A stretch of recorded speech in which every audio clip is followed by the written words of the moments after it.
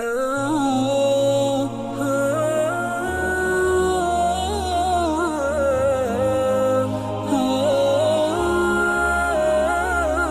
الرحمن الرحیم۔ ناظرین، حکایات رومی سیریز کے دوسرے قسم میں خوش آمدید۔ ایمان اور توکل اختیار کرو۔ مولانا رومی رحمۃ اللہ علیہ فرماتے ہیں، ایک ماں نے اپنے بچے سے کہا، اگر تمہیں کوئی ڈراؤنا خواب آئے یا پھر قبرستان میں یہ خیال ہو کہ کوئی خوفناک چیز گھات لگائے بیٹھی ہے تو دل کو مضبوط کر کے اس پر حملہ کر دینا، وہ بھاگ جائے گا۔ بچے نے کہا، اگر اس کی ماں نے بھی اسے یہی بات سمجھائی ہوئی ہو اور وہ آ کر میرے گلے سے چمٹ جائے گا جس طرح تم مجھے سمجھا رہی ہو، اس خیال کی بھی کوئی ماں اور ہوگی جس نے اس طرح سمجھایا ہوگا۔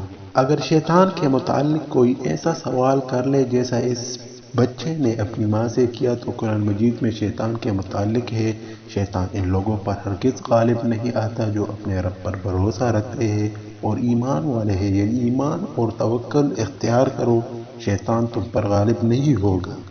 اگر کسی نے یہ سوال کیا شیطان کو بھی ایسا ہی تعلیم دی گئی ہو تو اس کا کیا ہے؟ تو اس کا جواب یہ ہے، خیال کے متعلق جو ماں بچے نے استعمال کیا ہے شیطان کے معاملے میں استعمال نہیں ہوگا، اس لیے یہاں تو سمجھانے والی ذات ایک ہی ہے۔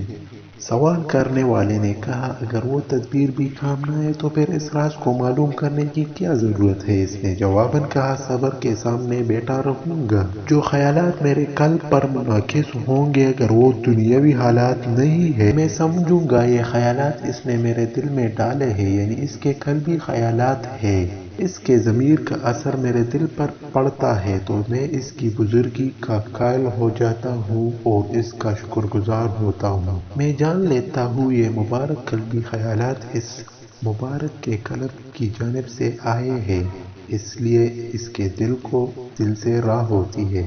الخائے مضامین کا سورج میرے دل کے سرور سے ڈل گیا ہے اور میں کتاب کو یہی ختم کرتا ہوں، اور اللہ خوب جاننے والا ہے کہ اس میں کیا حکمت پوشیدہ ہے۔ نصیحت: اس حکایت کو بیان کرنے کا مقصد یہ ہے کہ مولانا رومی رحمۃ اللہ علیہ کا فرمان ہے، مثنوی کے الفاظ میرے نہیں بلکہ میرے مرشد پاک کے عطا کردہ ہے، اور اگر انسان میں کامل توکل اور یقین ہوگا تو وہ شیطان کے وسوسہ اور اس کے وارداتوں سے محفوظ رہے گا۔